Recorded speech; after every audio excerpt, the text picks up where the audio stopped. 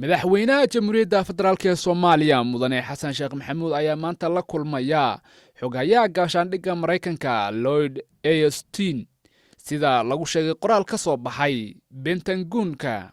xogayaha daafaca Mareykanka waxaa maanta oo Khamiisa madaxweynaha Soomaaliya Xasan Sheekh Maxamuud ku soo dhaweyn doona Pentagon-ka saacada markay tahay 12:30 daqiiqo oo PM kulankaas oo ah xoojinta xiriirka labada dhinac ayaa lagu yiri qoraal ka soo baxay xafiiska Austin. madaxweyne Xasan Sheekh Maxamuud oo xalay gaaray Washington oo uu maalmo kooban joogi doono kadib Austin waxa uu la kulmi doonaa mas'uuliyiin kale oo ka tirsan dawladda Mareykanka isaga oo sidoo kalena habeenka Jimcaha kulan la qaadan doona jaaliyadda Soomaaliyeed ee gobolada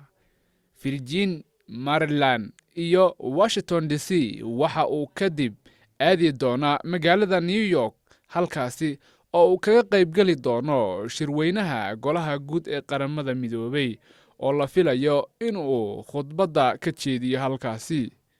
kulanka Austin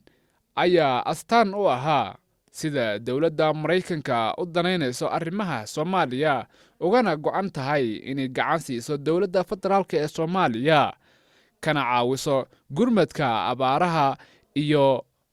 dhibaatooyinka haysta guud ahaanba Soomaaliya. maamulka madaxweyne Joe Biden ayaa bishii May amray in Soomaaliya dib loogu celiyo 700 oo askari oo gacan siin jiray dawladda federaalk ee Soomaaliya kuwaas oo uu dalka ka saaray madaxweynihii hore ee Mareykanka Donald Trump bishii Janaayo ee 2021.